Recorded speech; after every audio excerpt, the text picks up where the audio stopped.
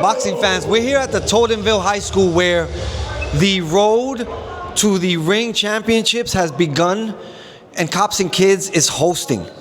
And with me I have a 135-pounder with a record of 3 wins and no losses, Marcos Paz. Yes, Marcos, how are you today? Thank you for joining us again. Thank you, Jose. I appreciate it. Thank you for your time. Tell us about that boxing once again. One of the premier media outlets in boxing. And what can I say? It's the first day, the opening day of the Ring Masters. The 143 pounds are here. I believe a couple 156 pounders as well. And my cousin just competed in his first bout in the Ring Masters.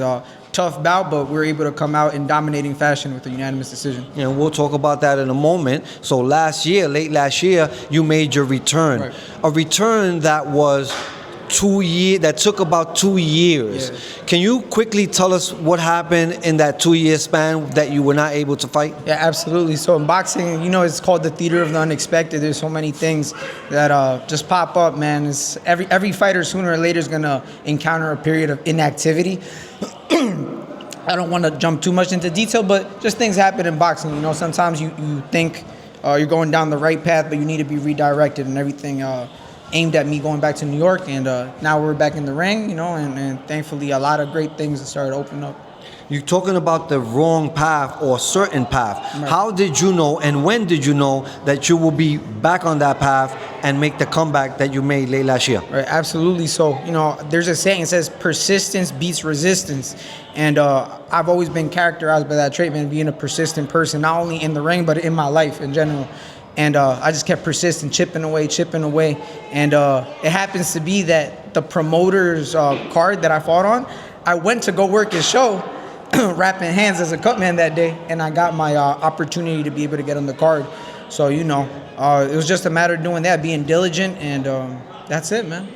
You fought on the Primetime Promotions card. Today, February 1st, they have another promotion happening at the Prudential Center. Yes, Tell us about Primetime Promotion and how it was to work with them, to deal with them per se, to put your fight together after the time you had off. Yeah, big shout out to Lucas Kaunacki, Eric Rackwell, Brian Campbell.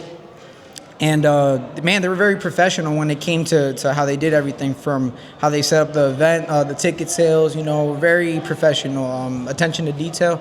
And I think for young prospects and contenders, it's a great platform to fight on, man, because it kind of resembles, without, Showtime's out of boxing, of course, right now, but it resembles the new generation of Showbox.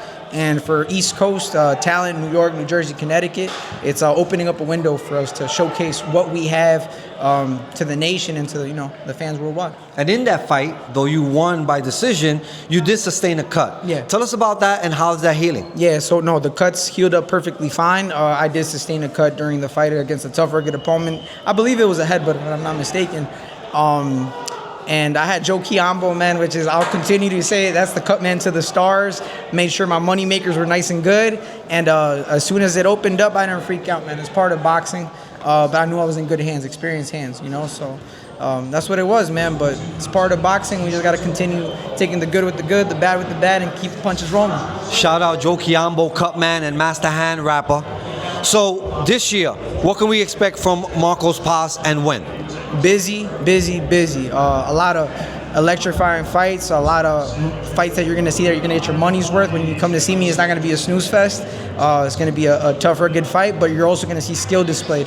So expect to see me, if not mid-March, potentially at Madison Square Garden on Tom Loeffler's UFC Fight Pass, or maybe March 1st at the Barclays Center on the Tank card. We're waiting to see. But I'm definitely fighting a lot this year, so stay tuned. Make sure to follow me, support my journey. I promise I will become a world champion. Marcos, you're a fighter. You're a manager. You're also a trainer. And tonight, you had a 6'3", 140-pound fighting for the Ring Masters Championship. Mm-hmm. Tell us about Erik Turcios. Oh, Erik Turcios, it runs in the blood. That's his family business, so that's my cousin.